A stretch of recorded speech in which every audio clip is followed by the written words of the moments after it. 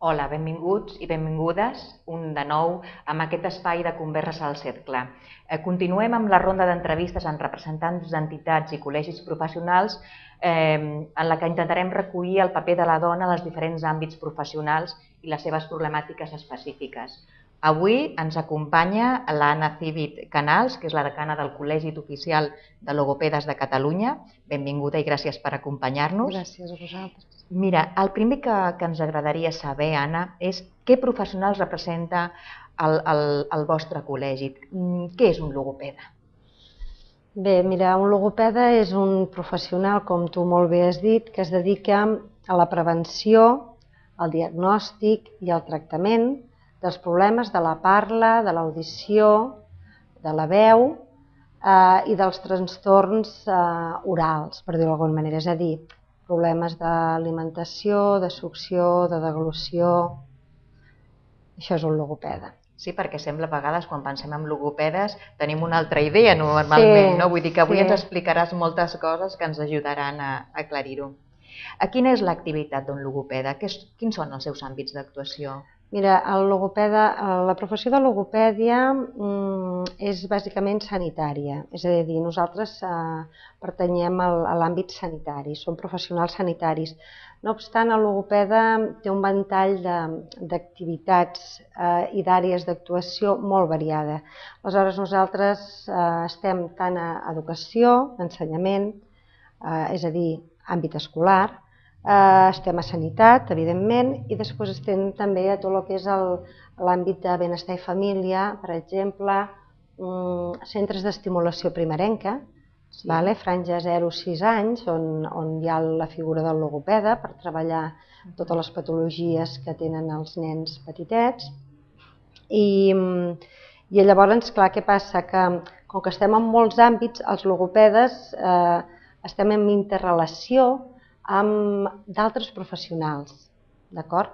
Abans, quan t'he dit una mica la definició, clar, t'he dit de la parla, de l'oïda, també tenim persones que tenen, per exemple, accidents vasculars o accidents de trànsit, no? Accident de cotxe, que poden quedar amb una afàsia, amb un problema greu de llenguatge, tant a nivell expressiu com comprensiu.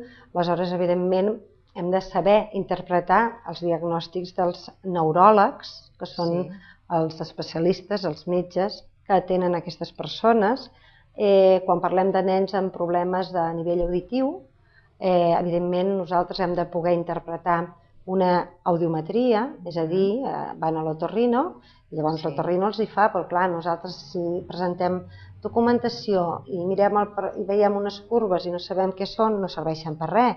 Llavors, clar, és un professional que té que saber de moltes altres disciplines, s'ha de nodrir d'altres disciplines perquè el seu tractament pugui ser complet, saps? Correcte. Per què és tan important la detecció i treball primerenc en els diferents trastorns del llenguatge? Mira, perquè moltes vegades nosaltres tenim un problema important i és que sabem que els nens que tenen problemes greus me refereixo a problemes físics, és a dir, que tenen un problema de cor, un problema de ronyó, això, clar, perilla la vida. Un nen petitet que té un començament de parla tardà, és a dir, que un nen té 2 anys, potser no diu res, en té 3 i potser parla una miqueta, però poc. És una cosa que pot preocupar, però clar, és una cosa que no mata, per dir-ho d'alguna manera, no? Què passa? Que molts nens estan diagnosticats tard, és a dir, nens que potser van a l'escola i que llavors quan inicien el procés d'adquisició de la lectoescriptura doncs veuen que els hi costa molt, que són nens que amb prou feines es comuniquen amb els companys, que no intervenen. Aleshores, què passa? Clar, ningú corre abans de començar a caminar. Clar, no poden aprendre a llegir si no saben parlar, és que és una cosa que va molt lligada, no?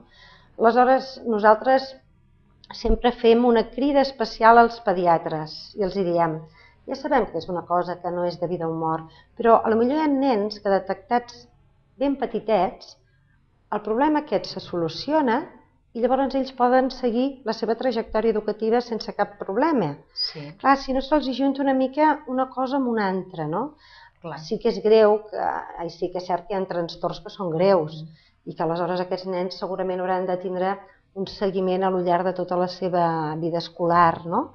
Un acompanyament per ajudar, per adaptar els continguts, però també n'hi ha d'altres que abans, a lo millor, doncs no es mirava tant això, ara cada vegada es mira una mica més, per sort, però abans a lo millor un nen tenia 8 anys i deien ui, és que bueno, és impossible que pugui escriure o et pugui explicar el que ha fet al cap de setmana, és desestructurat, comença pel final, després tira enrere, a l'hora d'escriure ho fa igualment. Clar, aquest nen segurament va començar a parlar més tard, va tindre problemes per organitzar el seu discurs, el seu llenguatge. I què passa? Que després els aprenentatges escolars es veuen reflexats amb això. O sigui, un nen que tingui problemes de comunicació i de llenguatge segurament tindrà problemes d'aprenentatge escolar. Són dos factors que van molt, molt, molt lligats. Clar, quan diem de llenguatge no em refereixo a la que tu abans deies, que deies, clar, això potser està una mica, ho enteníem una mica diferent, no? A mi ara encara em passa, que a vegades em diuen, logopeda, jo vaig anar que no deia la R, no? I clar, jo sempre dic, bé, aquesta és una de les coses que nosaltres treballem, el que són les dificultats d'articulació, no? Però clar, aquesta és la part potser més senzilla de la logopèdia, d'acord? Però clar, després n'hi ha d'altres que són molt més greus i que si es treballen a temps, amb edats primerenques, segurament els resultats posteriors seran molt més bons. Molt bé. Doncs si et sembla, Anna, tornarem de seguida, farem un tall per publicitat, perquè com ja sabeu hem de fer aquest petit descans i tornem de seguida. Et dono una mica d'aigua perquè... Sonreímos cuando nos miramos. En La Caixa seguimos creyendo que estar a tu lado nos llevará muy lejos. Ayer, hoy y siempre. Nuestros valores no cambian. La Caixa, tú eres la estrella.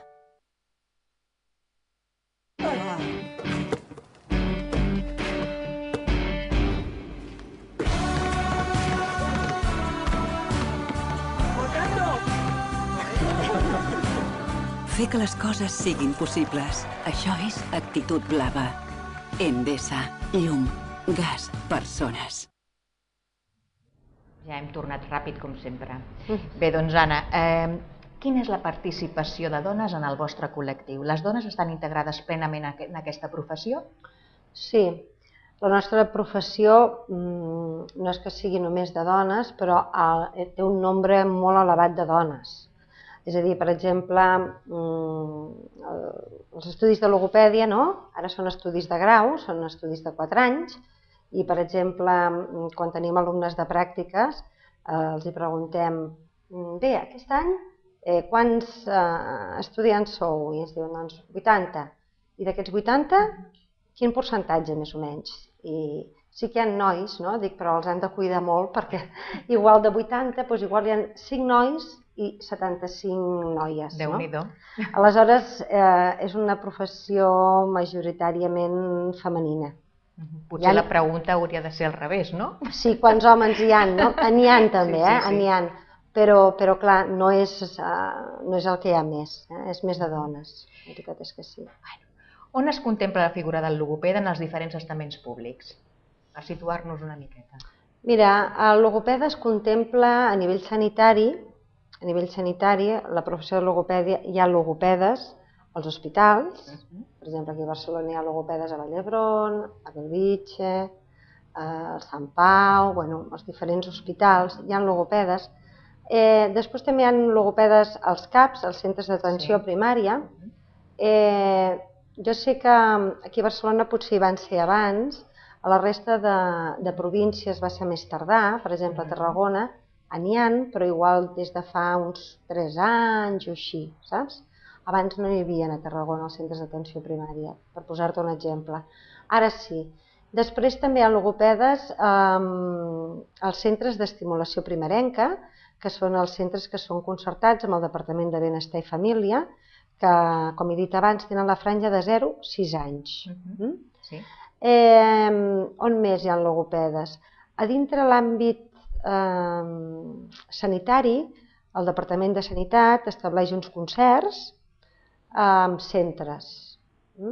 Des del Col·legi de Logopedes el que passa és que vetllem molt perquè aquests concerts siguin dignes. Som professió sanitària, treballem amb persones, aleshores hi ha una comissió d'experts logopedes que treballen conjuntament amb el departament per poder fer un criteri a nivell d'honoraris, a nivell de nombre de sessions, etc. No és una tasca fàcil, i menys ara, perquè al nivell econòmic, doncs, clar, l'economia no està bé, però és una cosa que la vetllem de prop. I després, dintre del món educatiu, dintre de l'àmbit educatiu, els logopedes, que només són logopedes, que només tenen els estudis de logopèdia, ara per ara no poden entrar al Departament d'Ensenyament, no poden entrar a Educació. I com és això? Doncs perquè hi ha una llei que diu que per estar al Departament d'Ensenyament, per treballar, has de ser mestre. Aleshores, el que hi ha són els CREDAS, que és el Centre de Recursos de Deficients Auditius, on està integrat per mestres, que potser tenen un postgrau en logopèdia, o mestres que potser són mestres i a més han fet la diplomatura en logopèdia. Però si hi ha un logopeda que no ha fet magisteri i vol accedir, no com a mestre, evidentment, perquè el perfil és diferent, però vol accedir a la part de reeducació, a la part del Centre de Recursos als CREDAS, de Deficients Auditius, doncs ara per ara també és una altra gran batalla que nosaltres tenim, batalla de bon rotllo, perquè ho parlem, ho dialoguem, ho consensuem, però costa molt. Però la veritat és que, bé, que ara per ara no hi podem accedir, a no ser que tinguis aquesta titulació anterior. Llavors,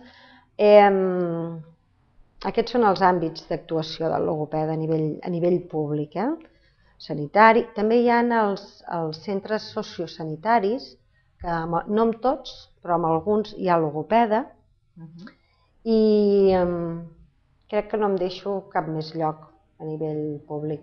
El concert amb sanitat dels centres és ampli, vull dir que clar que hi ha un nombre elevat de pacients que hi poden accedir, saps?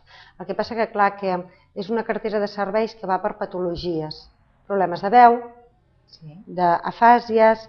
Llavors, clar, hi ha un nombre de sessions i això és el que nosaltres pactem una miqueta, saps? Segons les patologies, no n'hi ha prou només fent-ho una vegada amb un nombre de sessions, sinó que potser el malalt té que repetir. Déu-n'hi-do. I quin és l'organisme oficial que regula la vostra professió? Aquí a Catalunya és el Col·legi de Logopedes de Catalunya, només n'hi ha un en tot Catalunya, no tenim delegacions provincials, i llavors la resta de comunitats autònomes del país, quasi totes tenen el seu col·legi professional. Queden, penso que 2 o 3 comunitats, una d'elles Madrid, que no té col·legi professional, Canàries i alguna altra, però totes les altres tenen col·legis professionals. I després hi ha el govern, el Consejo General de Colegios de Logopedas d'Espanya, que aquest aglutina tots els col·legis professionals d'Espanya, i ara per ara la seu també està aquí a Catalunya. Molt bé.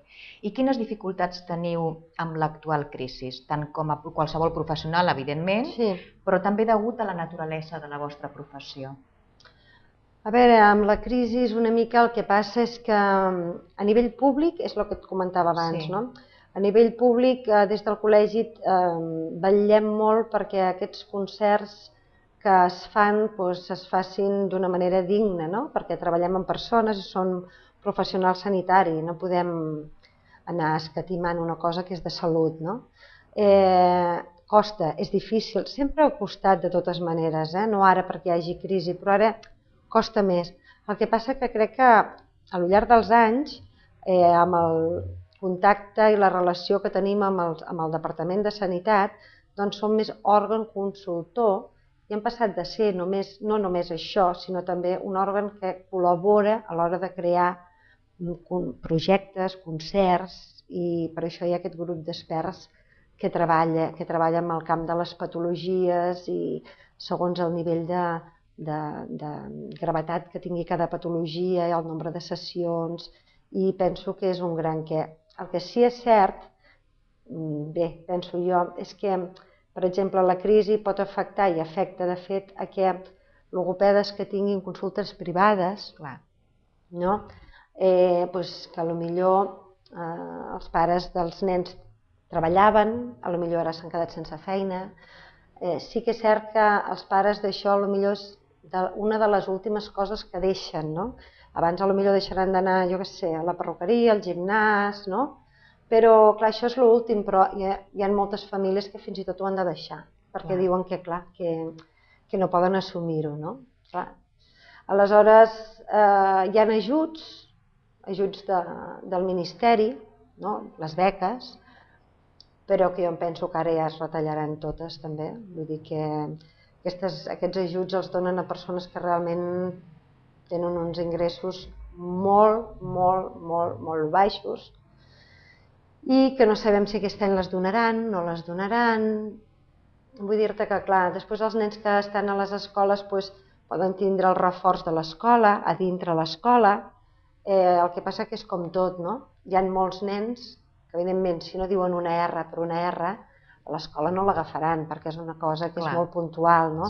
Té que ser un nen que tingui un trastorn més greu del llenguatge, doncs a l'escola ell rebrà el seu tractament, però, clar, en contrapartida hi ha pares que deien si l'agafen 2 dies a l'escola i el puc portar 2 dies a fora, com que, clar, mentre som petits, és el que dèiem abans, no? Tot és molt més fàcil de poder manejar i de poder anar establint les bases a nivell lingüístic de la comunicació. Doncs, clar, hi ha pares que això ho feien. I ara, això, clar, això es va parant. I com veu el futur de la seva professió? A veure, jo soc una persona optimista, t'ho he de dir, perquè potser si parlessis amb companys i companyes meves te dirien està molt negre i molt malament, perquè hi ha gent, companys, que potser deien pensem que ara amb això dels concerts, per exemple, amb sanitat, ens esborraran del mapa, ens trauran. Clar, quan van començar a dir que si retallaven per pròtesis de cadera o de genoll, que les operacions de catarates demorarien no sé quan, clar, van dir, bueno, els logopedes ens esborraran del mapa. Però no ha estat així, no ha estat així. Evidentment, hauríem de tindre molta més presència. Sí, jo ja en soc conscient, però jo sempre penso que si amb la crisi que hi ha ens mantenim tal com estem i es veu que la feina que fem està ben feta, doncs penso que bé, que un dia o altre sortirem d'aquesta crisi. Esperem. Esperem que sí.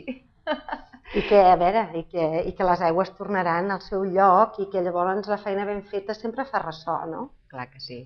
Doncs no sé si vol afegir alguna cosa més o... No res, mira, donar-te les gràcies per convidar-me a aquest programa i bé, i també felicitar-te perquè penso que feu una feina molt maca i molt ben feta i que innovadora. Doncs gràcies a tu per acompanyar-nos, esperem que tornis un altre dia a explicar-nos més coses i a totes i a tots vosaltres, doncs gràcies per acompanyar-nos també i us esperem amb la propera emissió. Fins aviat, una abraçada.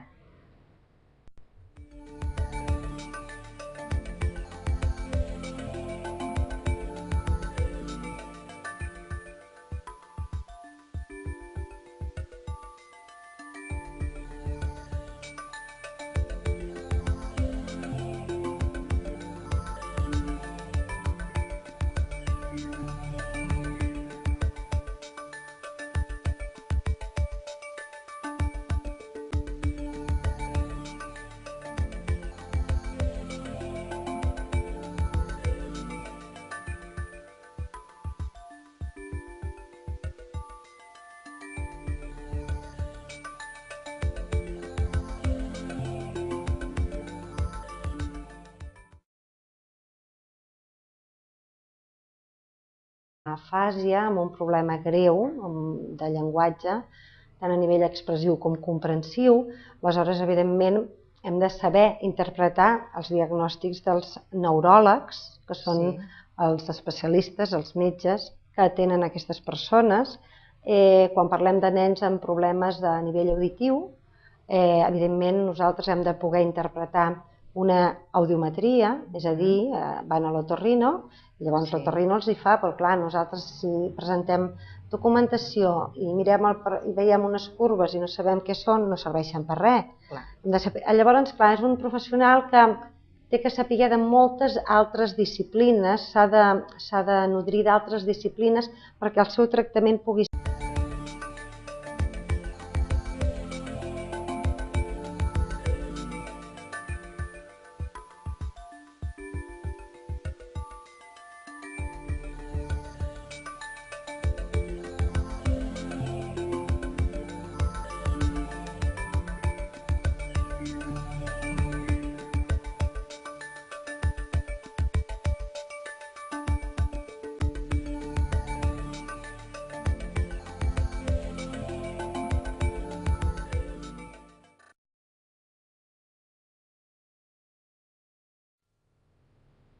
Hola, benvinguts i benvingudes de nou amb aquest espai de converses al cercle.